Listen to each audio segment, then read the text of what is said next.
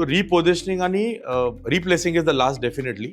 पण I think we should take care of this people. ह्यांना काहीतरी वेगळं करून किंवा एखाद्या वेगळ्या KRA मध्ये त्यांना सेट करून तसं करायला हवं.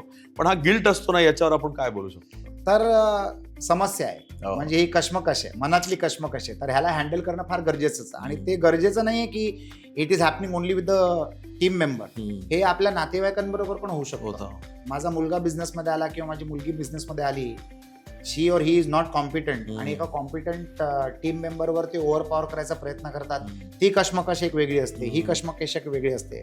It is all HR management job. म्हणजे जो कंपनीचा ओनर असतो किंवा मोठा स्टेक होल्डर असतो, त्यांनी हे डिप्लोमॅटिकली हँडल करणं फार गरजेचं आहे. आणि नेहमी मी असं म्हणेन की दर 3 महिन्याला 6 महिन्याला ओरिएंटेशन लोकांचं करत राहणं गरजेचं आहे. आणि त्यांना आरसा दाखवत राहणं गरजेचं आहे की आमच्या ह्या अपेक्षा आहेत आणि तुम्हाला या अपेक्षा मॅच करणं महत्वाचं आहे.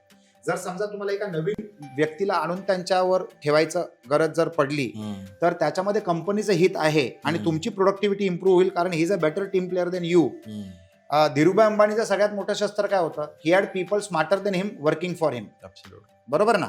आणि त्यांच्यावर तो नेहमी लोक आणत राहायचा.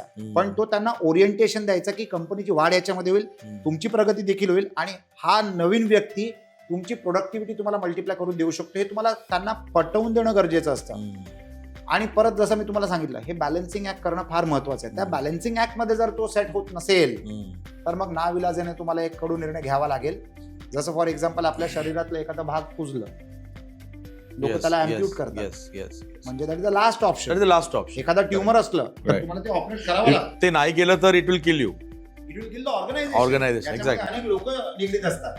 तर दिस आर टिपिकल डिसिजन्स. पण इट्स बिझनेस चालवणं, एंटरप्रेन्योरशिप इज अ सर्कस. आणि तुम्हाला ते बॅलन्स करत राहावं लागतं. आणि every performer is a master of his performance.